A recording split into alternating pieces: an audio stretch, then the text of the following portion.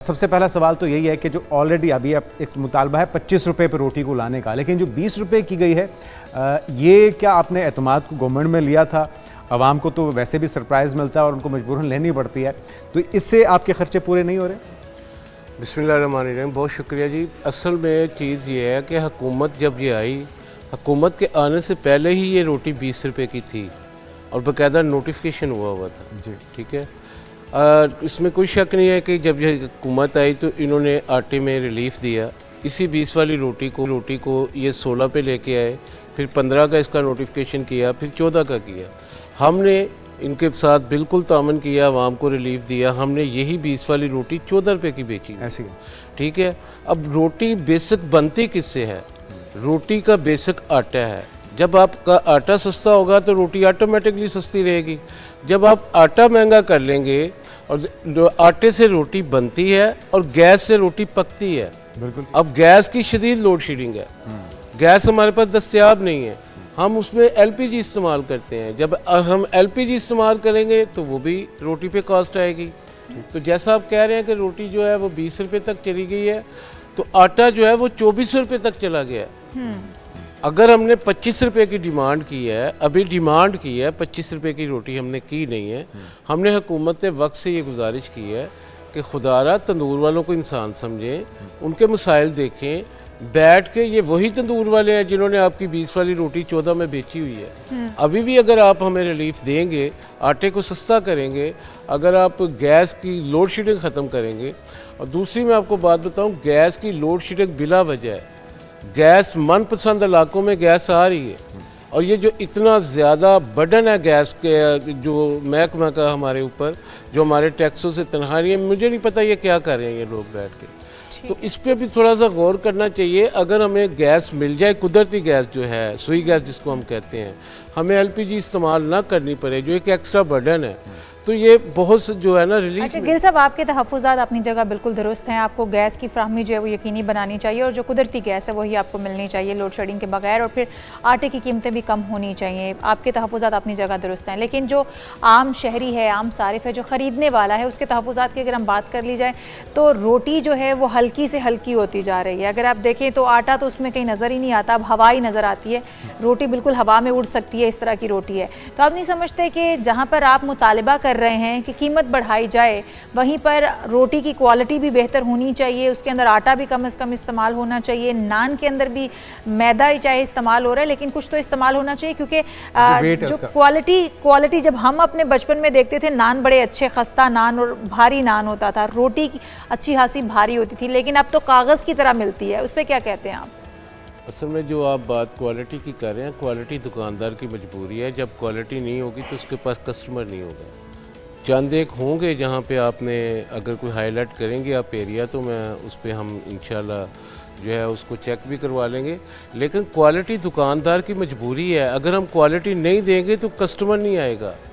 रोटी का वज़न जो आप कह रही हैं, उसको चेक करने के लिए मौजूदा हालात में पीरास भी हैं, प्राइस कंट्रोल मजिस्ट्रेट भी हैं, जो हमें डेली बेसिस पे चेक करते हैं।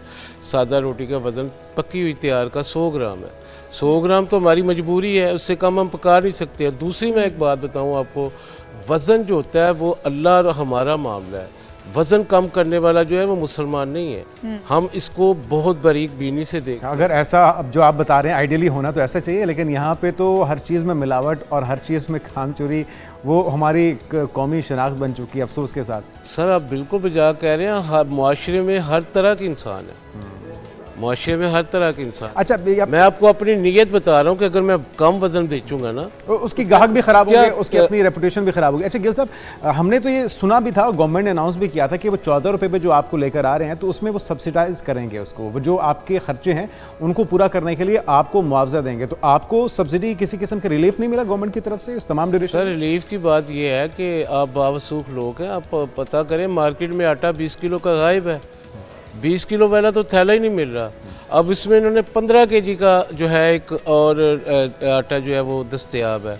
अगर 15 केजी का आटा दस्तयाब है तो उसका कोई नोटिफिकेशन नहीं है, उसका कोई रेट नहीं है। पहले गवर्नमेंट जो है वो आटे का रेट फिक्स करती है। आटे का 20 केजी का थैले का रेट फिक्स होता है, उसके बाद जाके अगला प्रोसेस जो है वो रोटी का रेट फिक्स होता है।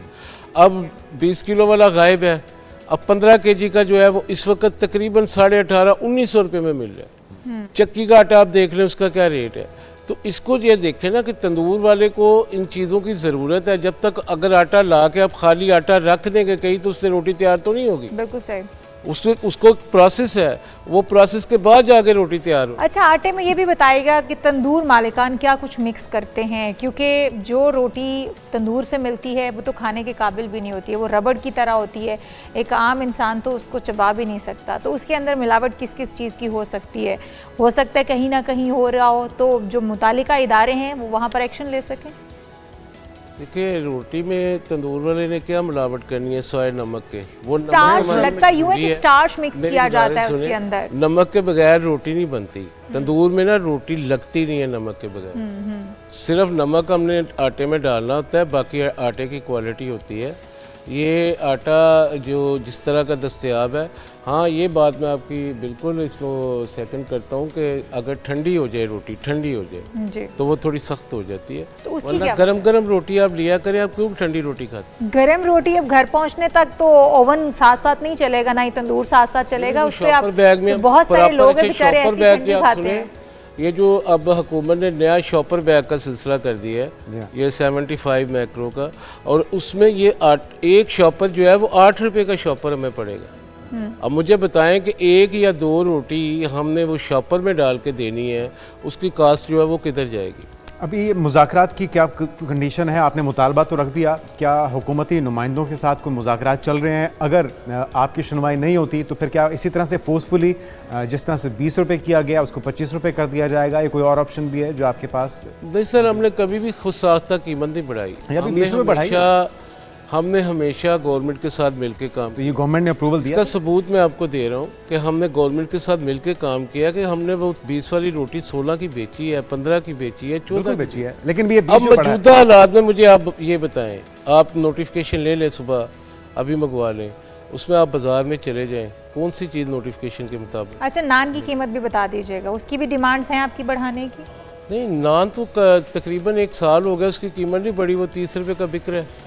30 रुपये से अभी तक उसकी कीमत नहीं बढ़ाई। और कीमत बढ़ाना जो है वो हमारे लिए मसला है, हम खुशी से नहीं बढ़ाते। कस्टमर के पास कुव्वत ख़रीद नहीं है, रोटी एक बेसिक इशू है। हम ये समझते हैं ये जितनी सस्ती होगी उतनी हमारी दुकानदारी बेहतर होगी।